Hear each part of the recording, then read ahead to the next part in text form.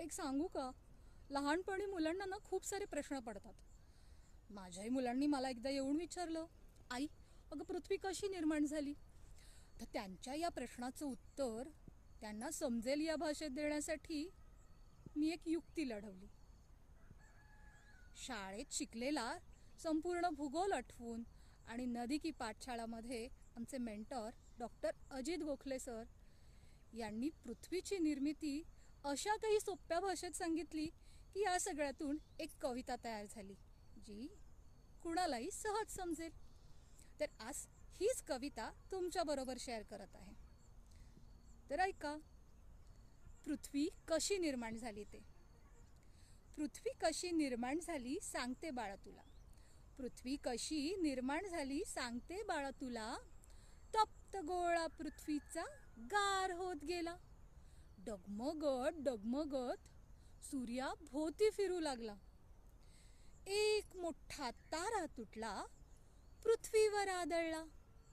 एक मोठा तारा तुटला, पृथ्वीवर आदळला. धक्का तो सुखद ठरला, कल्ली पृथ्वी 23.5 अंशाला.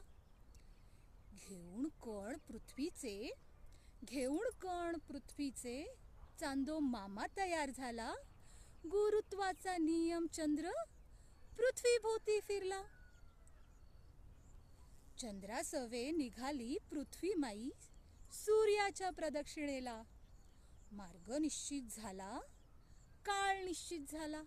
मार्ग निश्चित झाला आणि काळ निश्चित झाला. 6 तासांचा दिवस 24 तासांवर गेला.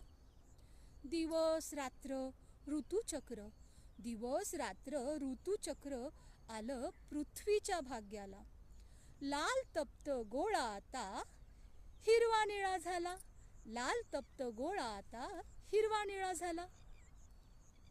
तर मंडळी, कळलं का पृथ्वी कशी निर्माण झाली ते? आणि शिवाय हा जो लाल तप्त गोळा जिथे कुणीही राहू शकत नव्हतं, कोणी निर्माणही होऊ शकत नव्हतं, हा अतिशय लकीली आपल्या सगळ्यांचा जिवंत ग्रह बनलाय.